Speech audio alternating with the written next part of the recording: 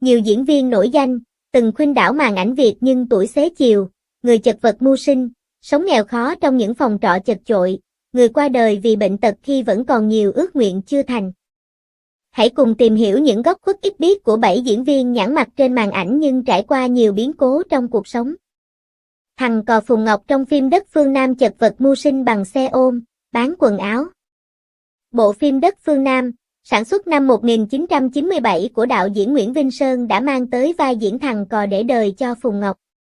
Tuy nhiên cuộc sống của nam diễn viên này suốt gần 30 năm qua lại vô cùng lận đận, với biết bao thăng trầm khiến khán giả khó có thể tưởng tượng nổi. Phùng Ngọc sinh ra và lớn lên ở Bình Dương, đến năm học cấp 2 anh theo người bác lên Sài Gòn vừa phụ giúp việc nhà, vừa phụ ông làm ảo thuật và đi học. Năm lớp 7, lớp 8, Phùng Ngọc bén duyên với điện ảnh khi được mời tham gia vai cò trong phim Đất Phương Nam. Vai diễn tự nhiên, gần gũi này của Phùng Ngọc đã để lại ấn tượng sâu sắc trong lòng khán giả. Đến nay đây vẫn là vai diễn khó vượt qua của diễn viên sinh năm 1983 này. Học xong lớp 9, Phùng Ngọc về quê làm nghề cắt tóc, anh không ở với bố mà thuê tạm một căn nhà trọ để sống tự lập rồi mất tích thông tin trong sự tìm kiếm của khán giả. Trên thực tế, sau lần bén duyên với vai thằng cò trong phim Đất Phương Nam, Phùng Ngọc còn tham gia một vài tác phẩm khác nhưng không gây được tiếng vang lớn như vai diễn đầu rồi dần vắng bóng trên màn ảnh. Mãi tới năm 2015, thằng cò, Phùng Ngọc bỗng gây xôn xao mạng xã hội với cuộc sống mưu sinh, vất vả kiếm từng đồng, bằng đủ nghề từ xe ôm, bán quần áo vỉa hè tới cắt tóc. Nam diễn viên từng nói mình làm nghề thợ đụng, nghĩa là đụng gì làm đó nhưng cuộc sống vẫn đầy chật vật. Phùng Ngọc từng chia sẻ rằng vai thằng cò trong Đất Phương Nam như vận vào cuộc đời anh. Cuộc sống của tôi giống như bụi đời vậy, ngày ngày bươn chải đủ thứ nghề để kiếm sống. Nhiều khi tôi thấy cái tên cò hợp với tôi thật, cứ bay đi mãi rồi đến bao giờ mệt thì lại đậu xuống. Chính vì cuộc sống mưu sinh vất vả nên hôn nhân của Phùng Ngọc cũng lận đận.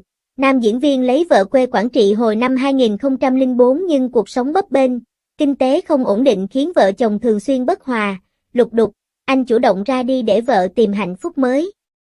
Hôn nhân của cò phim Đất Phương Nam khép lại năm 2014 sau 10 năm chung sống.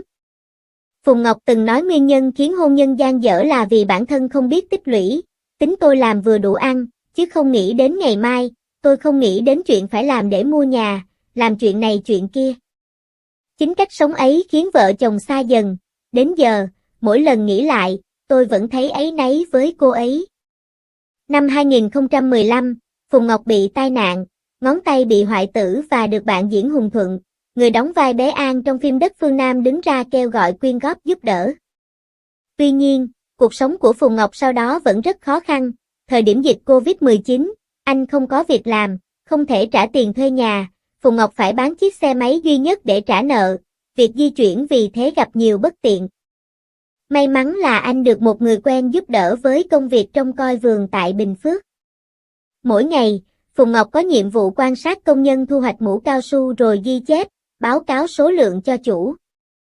Công việc không vất vả nhưng do muỗi nhiều, Phùng Ngọc sợ mắc sốt rét nên quyết định xin nghỉ việc để về lại thành phố Hồ Chí Minh và nhận làm bảo vệ, mỗi ngày làm 12 tiếng. Có thời điểm nam diễn viên 42 tuổi sống với mức thu nhập 7,5 triệu mỗi tháng, nhờ công việc làm bảo vệ, tiền thuê phòng trọ hết 1,5 triệu đồng, đó là căn phòng chật chội, ẩm thấp. Nhìn lại cuộc đời mình, Phùng Ngọc từng không khỏi chạnh lòng khi tuổi 40 vẫn một mình thuê trọ, ở trong căn phòng nhỏ xíu, không vợ không con, nay đây mai đó, kinh tế không vững chắc. Khi phim điện ảnh Đất Rừng Phương Nam của Nguyễn Quang Dũng ra mắt, Phùng Ngọc mới có dịp hội ngộ những người từng đóng chung phim 26 năm trước cũng như khán giả yêu mến mình. Sau đó Hùng Thuận đã đăng tải video đi thăm Phùng Ngọc trong một căn nhà trọ chật chội, chứng kiến cuộc sống vất vả của bạn diễn một thời. Hùng Thuận muốn giúp đỡ, anh mời Phùng Ngọc về công ty, cùng bán hàng online và cấp luôn một căn phòng cho ở. Cả hai đã cùng livestream bán hàng. Trong buổi livestream đầu tiên, Hùng Thuận cho biết sẽ dành toàn bộ hoa hồng tặng bạn mình để gom góp mua xe. Tuy nhiên, sau đó Phùng Ngọc đã về lại Bình Dương để suy nghĩ xem có nên tiếp tục hợp tác với Hùng Thuận hay không, anh không nghĩ đây là công việc phù hợp với mình. Sau đó thằng cò phim Đất Phương Nam quyết định dừng hợp tác với Hùng Thuận. Sau nhiều năm độc thân, Hồi tháng 5 năm 2024, diễn viên Phùng Ngọc bất ngờ làm đám cưới lần 2 với bạn gái tên Lâm Thị Chi, người kém anh 9 tuổi. Vợ thứ hai của Phùng Ngọc làm việc trong lĩnh vực làm đẹp, chăm sóc da, trong khi Phùng Ngọc làm trong công ty thực phẩm, cả hai cùng ở Gia Lai. Sau khi kết hôn, cặp đôi thuê nhà trọ để chung sống và gây dựng tương lai. Thời điểm kết hôn, Phùng Ngọc bật mí anh chỉ muốn tập trung tối đa cho công việc kinh doanh ở công ty thực phẩm, không nghĩ tới chuyện trở lại showbiz một lần nữa. Nam diễn viên phim Đất Phương Nam từng ngậm ngùi bảo, giờ tôi già rồi, hết duyên với nghệ thuật rồi. Nghệ sĩ Hùng Minh U90 vẫn ở nhà thuê, chật vật lo tiền thuê trọ. Tên thật là Nguyễn Ngọc Minh, nghệ sĩ Hùng Minh, sinh năm 1939 tại Mỹ Tho. Dù là tên tuổi gạo cội trên màn ảnh và sân khấu cải lương nhưng nam nghệ sĩ 86 tuổi hiện vẫn cùng vợ và con trai út thuê trọ tại một căn nhà chất hẹp, cũ nát nằm sâu trong một con hẻm nhỏ tại thành phố Hồ Chí Minh suốt nhiều năm với giá thuê 5,5 triệu một tháng, cả điện nước là 6 triệu đồng. Cuộc sống của vợ chồng nghệ sĩ Hùng Minh khá khó khăn vì không có tiền bạc, việc làm. Do bị đau khớp chân, lại già yếu nên đã từ rất lâu nghệ sĩ này không đi đóng phim được. Nghệ sĩ Hùng Minh từng tiết lộ, có những thời điểm mấy tháng trời vợ chồng ông không có việc làm, chỉ ở nhà không có tiền nhưng cũng được nhờ bạn bè đồng nghiệp đàn em giúp đỡ một vài triệu để nộp tiền nhà trọ. Nghệ sĩ Hùng Minh tâm sự, nhiều lúc ông bế tắc vì không biết kiếm đâu ra để trả tiền thuê nhà, nhưng cũng may, người chủ nhà khá tốt bụng nên không đòi gắt, khi nào có tiền thì trả một lượt không thì thôi. Tuy khó khăn là vậy nhưng nghệ sĩ Hùng Minh vẫn rất yêu nghề diễn, ông bảo chưa bao giờ hối hận khi theo nghề này. Ngược lại, nam nghệ sĩ bày tỏ lòng hãnh diện vì nhờ nó mà ông có khán giả, được nhiều người biết đến. Nghệ sĩ Hùng Minh có 2 người con gái đầu đã ly hôn, còn con trai cũng làm kỹ thuật ánh sáng và đã chia tay vợ nên về sống với bố mẹ đẻ. Vợ của nam nghệ sĩ năm nay cũng gần 70 tuổi nhưng vẫn đi làm nhắc tuồng cho nghệ sĩ Thành Lộc và Hữu Châu. Tuy nhiên công việc này chỉ nhận lương theo ngày, không theo tháng vì là việc làm thời vụ, khi nào được gọi thì bà đi.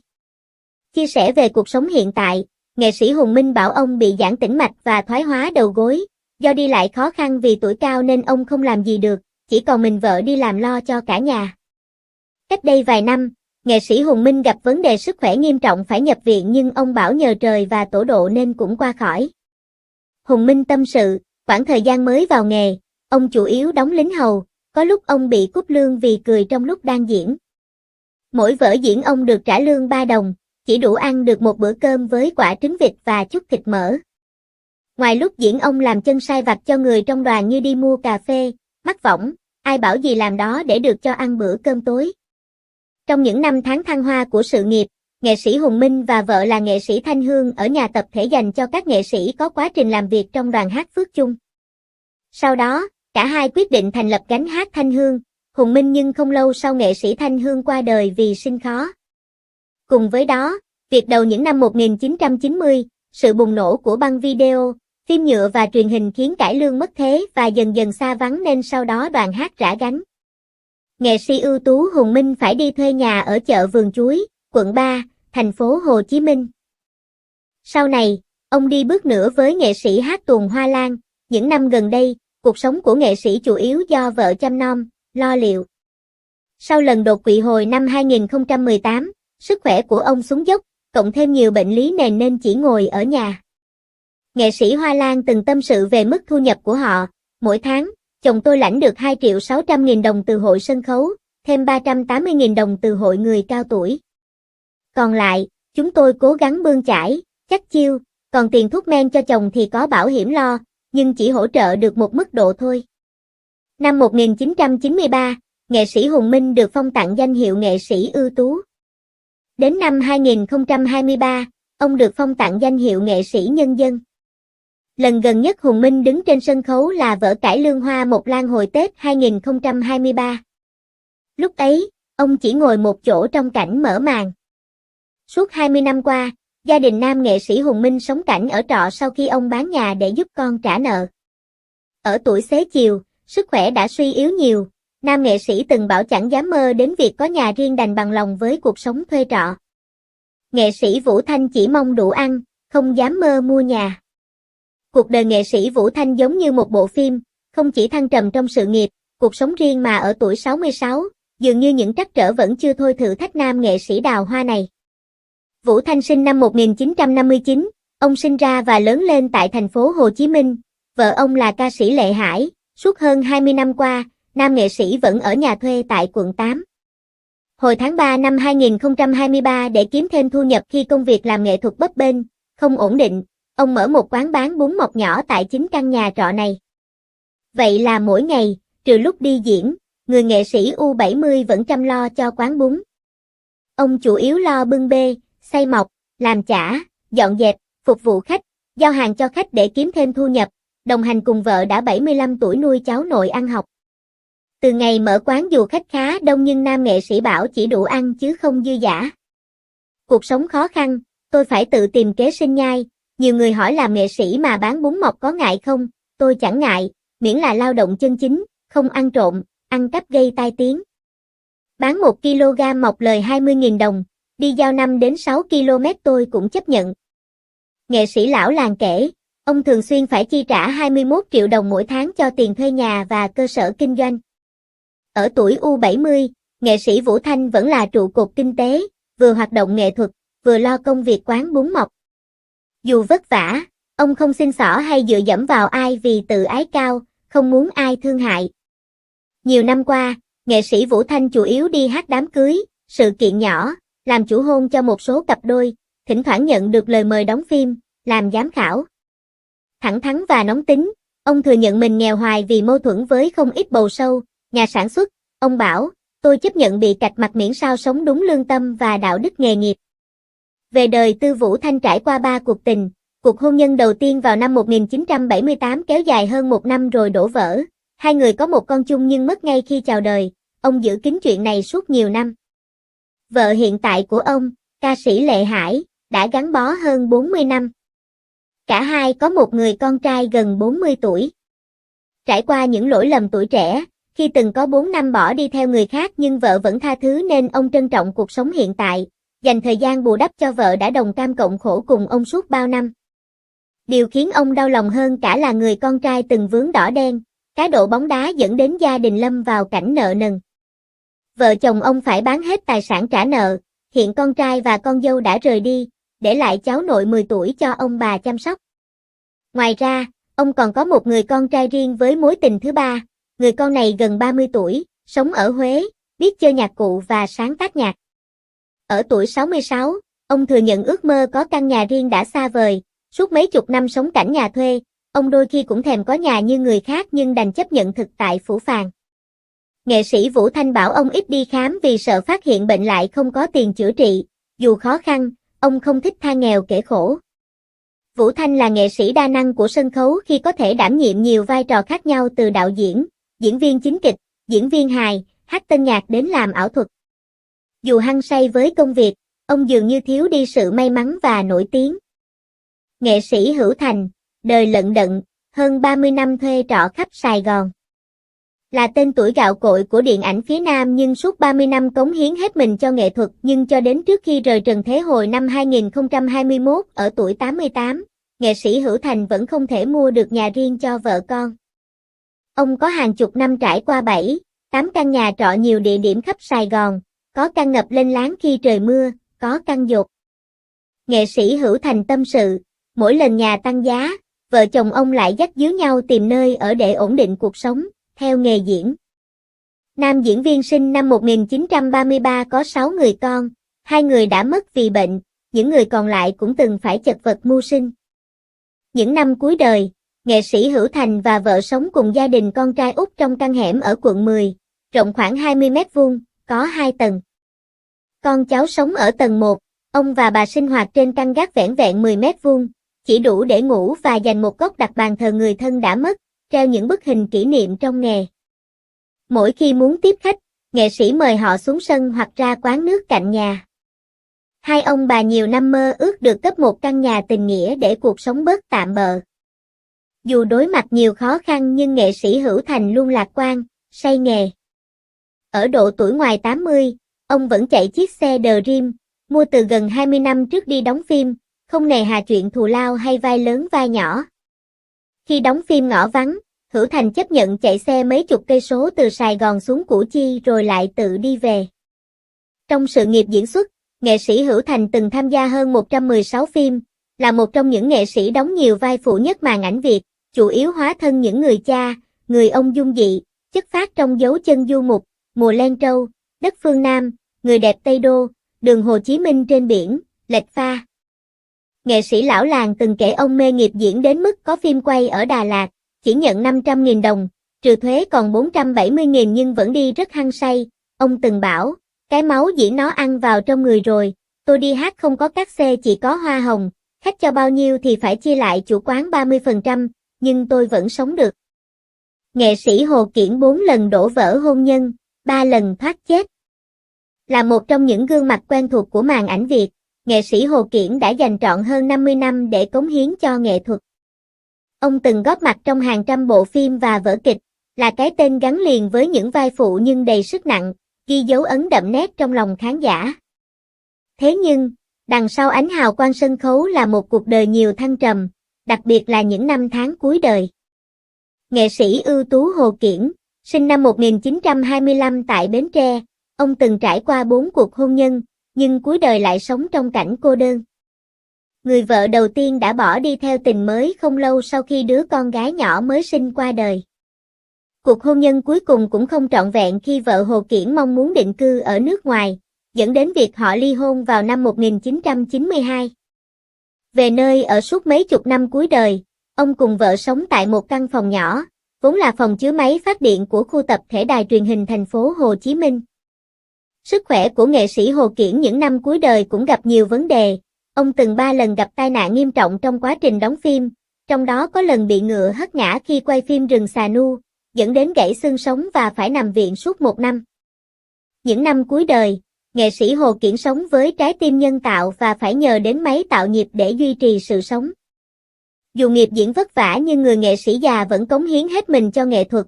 Trung tâm Sách Kỷ lục Việt Nam từng công nhận Hồ Kiển là nghệ sĩ đóng nhiều vai phụ trong nhiều bộ phim Việt Nam nhất hồi năm 2005 và kỷ lục người diễn viên đa tài nhất, đóng được nhiều loại vai chính diện cũng như phản diện năm 1992.